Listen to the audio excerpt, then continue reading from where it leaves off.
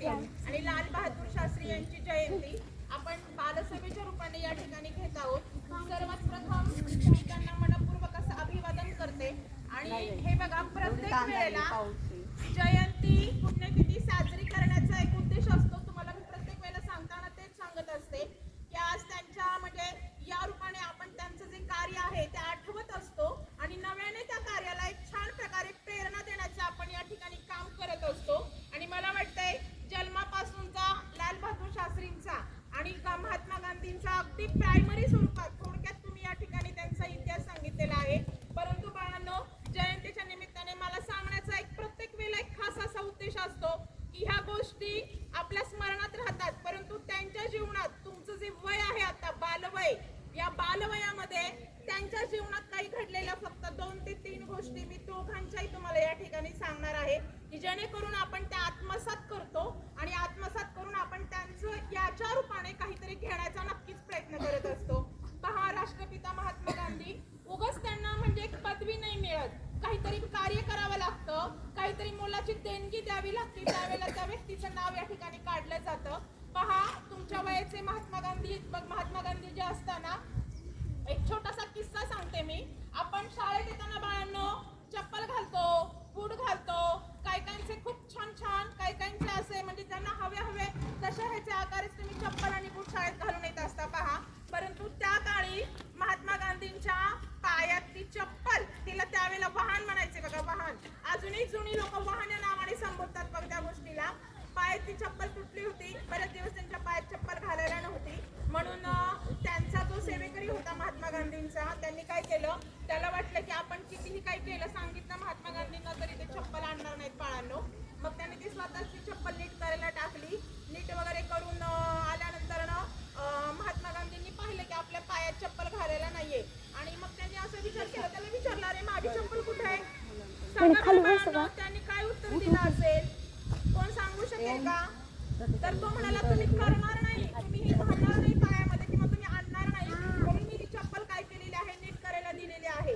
आणि नीट करून आणल्यानंतर ना महात्मा गांधी एकच त्याला प्रश्न विचारतात, बाळा हे ज्याने कुणी ही चप्पल नीट केली ना त्याला या ठिकाणी बोलव। तो त्याला बोलवून घेतो आणि त्याला विचारतो ही चप्पल माझी तू कशी शिवलेली आहे, कशा पद्धतीने शिवलेली आहे ते मला दाखव बरं का गुलाबचा श्लोक। आणि चांभाराकडे बघा, चांभार चप्पल कशी शिवतो तशा पद्धतीचं प्रात्यक्षिक त्यांनी त्या ठिकाणी पाहिलं आणि नंतर दुसरी जी चप्पल तुटलेली होती ती चप्पल त्यांनी त्या ठिकाणी स्वतः शिवली। आणि त्यांचं सांगायचं तात्पर्य कसं आहे, कोणतीही गोष्ट आपण काय केली पाहिजे, आपण स्वतः ती अंमलात आणली पाहिजे, आपण स्वतः त्याच्यासाठी कष्ट केले पाहिजे, तेव्हा त्याचा उपयोग इतरांसाठी होतो। आणि अगदी लहान वयात त्यांनी जे केलं तेच त्यांना पुढं त्यांच्यासाठी उपयोगाला आलेलं आहे। आणि एक खूप छान गोष्ट, दवाखान्यात जाता, कुठेही जाता, खाली बस रे बाळा, खाली बस, कुठेही जाता त्यावेळेस तुम्ही असं पाहता का रे बाळांनो, 3 प्रकारची माकडं पाहिलीत ना तुम्ही, माकडं, ती 3 माकडं पहा, काहींचा कानावर हात असतो, एका माकडाचा कानावर हात आहे, एका माकडाचा तोंडावर हात आहे आणि एकाचा कुठं हात आहे, डोळ्यावर। किती सुंदर उत्तर दिलं, टाळ्या वाजवा बरे सर्वांनी याच्यासाठी। हे पहा कुठेही गेलं तरी ही गांधींची 3 माकडं का प्रसिद्ध आहेत, तुम्हाला मी थोडक्यात त्याचा इतिहास सांगते बाळांनो। चीन मधून काही प्रतिनिधी आले होते आपल्या भारतामध्ये गांधीजींची भेट घेण्यासाठी। त्यांनी गांधीजींना काय भेट दिला असेल बाळांनो, ती 3 माकडं। परंतु 3 माकडाचा अर्थ सांगते, एका माकडाच्या डोळ्यावर हात आहे, याचा अर्थ काय झालेला आहे बाळांनो, वाईट काही बघायचं नाही। एका माकडाच्या कानावर हात आहे, तर काय त्याचा अर्थ आहे, वाईट काही ऐकायचं नाही। सांगा रे मोठ्याने, वाईट काही ऐकायचं नाही। तिसऱ्या माकडाच्या कशावर हात आहे, तोंडावर। याचा अर्थ काय आहे, काही बोलायचंय नाही। आणि त्यावेळेस आलेली ही जी 3 माकडं होती गांधीजींची, याची शिकवण सत्य आणि अहिंसा मार्गाने आजही आपल्यापर्यंत आहे, आजही आपल्या मनामध्ये रुजलेली आहे। आणि मला असं वाटतंय या जयंतीचा खास उद्देश हाच लक्षात ठेवा, वाईट बोलायचं नाही, वाईट वागायचं नाही आणि वाईट पाहायचं नाही, तर ती महात्मा गांधीजींना खऱ्या अर्थाने काय होईल, आदरांजली होईल। बाळांनो जास्त वेळ होतोय पण तरी आज एका व्यक्तीचं नाही तर लाल बहादूर शास्त्री यांची पण जयंती आहे.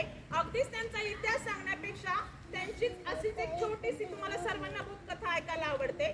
छोटीशी बोधकथा सांगते. लहान असतानाची गोष्ट आहे बघा बाळा त्यांची. कसं होतं, आपण शाळेत येतो, आपल्याला खूप मोठमोठ्या गाड्या आहेत सोडवायला. कुणाला टू व्हीलर आहे, कुणाला फोर व्हीलर आहे, काही चालत येतात. परंतु लाल बहादूर शास्त्रींचं जीवन असं होतं बाळा. वयाचे 1.5 वर्षाचे असतानाच त्यांचे वडिलांचा सहवास त्यांना मुकला होता आणि घरची परिस्थिती अगदी बेताची होती. शिकायला जायचं, आता बघा 10 रुपये 15 रुपये हे म्हणजे आपल्याला शुल्लक झाले.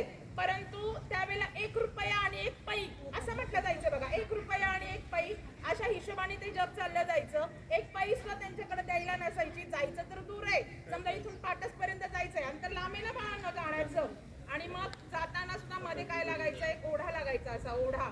इथून तिथपर्यंत जायला त्या नावाड्याला त्यांना 1 पै द्यायला लागायची, पै. पण ती पै सुद्धा त्यांच्याकडे नव्हती. काय करणार ते? मग त्यांनी काय केलं माहितीये? अरे जोरदार पाऊस आला तरी आपण शाळा बुडवतो. नाही बाबा, पाऊस आलाय, मला काही शाळेत जायचं नाहीये, बरोबर आहे की नाही? परंतु त्यांनी तसं न करता त्या तिथून ते स्वतः पोहत जायचे आणि पोहत त्या नदी तीरावरची ती शाळा गाठायचे. एक दिवस असंच पोहत जात असताना एवढा भयानक वादळी पाऊस आला.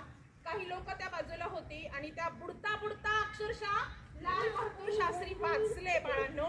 मग त्या नावाड्यांनी ती बाकीच्या लोकांनी त्यांना प्रश्न विचारला, अरे बाळा, एवढी धडपड करून, एवढं हे करून तू असं काय एवढं साहस करतोय? कदाचित तू ह्या वादळात, या पुरामध्ये ना, कदाचित तू म्हणजे तुझे प्राण सुद्धा या ठिकाणी गेले असते रे. परंतु त्यांनी त्यावेळेला काय उत्तर दिलं माहितीये का बाळांनो त्या प्रश्नाचं? मला आहे ना, मला साहसाने जगायचंय, मला धैर्याने जगायचंय, मला धाडसाने जगायचंय, मला भित्र होऊन जगायचं नाहीये. आणि हाच बोलणारा मुलगा आपल्या भारताचा दुसरे पंतप्रधान म्हणजे लाल बहादूर शास्त्री. कोण आहे दुसरे पंतप्रधान आपल्या भारतात? लाल बहादूर शास्त्री. आज एवढं लहान असताना एवढं जर धाडस असेल तर असंच धाडसाचं रूपांतर ह्याच्यामध्ये झालंय बाळांनो. माझं सांगण्याचं तात्पर्य असंच आहे, असंच आपलं जीवन आहे. आपल्या जीवनामध्ये सुद्धा असं वेगवेगळं चॅलेंज हे स्वीकारायचंय आपल्याला आणि स्वीकारून आपल्याला पुढे जायचंय. हीच खरी त्या 2 नेत्यांना मनपूर्वक